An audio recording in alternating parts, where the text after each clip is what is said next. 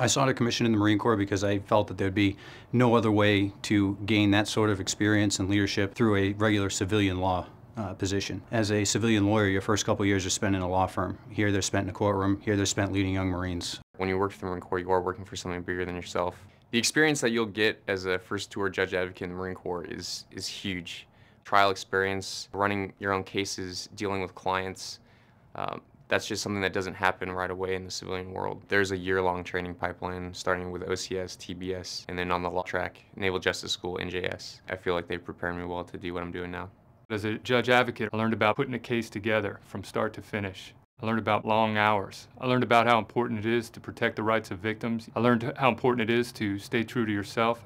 I learned about moral courage and doing the right thing even when it's incredibly hard. It's just kind of amazing how people at our age, 2 or 3 years out of law school, are playing such an important role in something with such gravity. You could be advising a colonel to an infantry battalion. You could be playing a role in civil affairs to rebuild the government.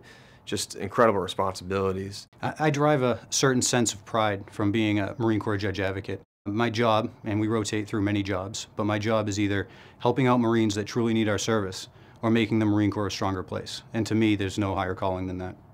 To become a staff judge advocate in the Marine Corps, it takes, obviously, time, education, experience. The staff judge advocate is the principal or the primary legal advisor to a commander. If you want a deployed environment, obviously, law of war, rules of engagement are going to be the center of the things that you do. But you also have the other collateral judge advocate responsibilities of, advising them on military justice issues, disciplinary issues, and things of that nature. The primary difference between the role of a military judge and a civilian judge is the fact that civilian judges have jurisdiction pretty much 24/7, whereas a military judge has jurisdiction over the specific cases that are referred for trial by convening authorities or commanders.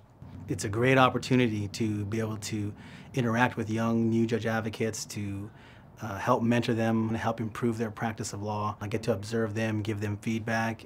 I really believe that how we learn to practice law is by teaching each other. As a judge advocate and as a military judge, you're going to be presiding over cases that draw a lot of media attention potentially. It's important that you stay neutral. It's important that you don't get distracted by the media or outside influences, and that you preside over cases and you handle cases in a fair and impartial way. The key experiences that I faced throughout my career that led to my current position as a military judge were my assignments as a prosecutor, which we refer to as a trial counsel in the military justice system, and my experiences as a defense counsel in various locations throughout the Marine Corps. I decided to become a Marine lawyer because I thought I could serve in two capacities. One, serve Marines and commanders as a lawyer, but also have that overarching service to the country as a Marine.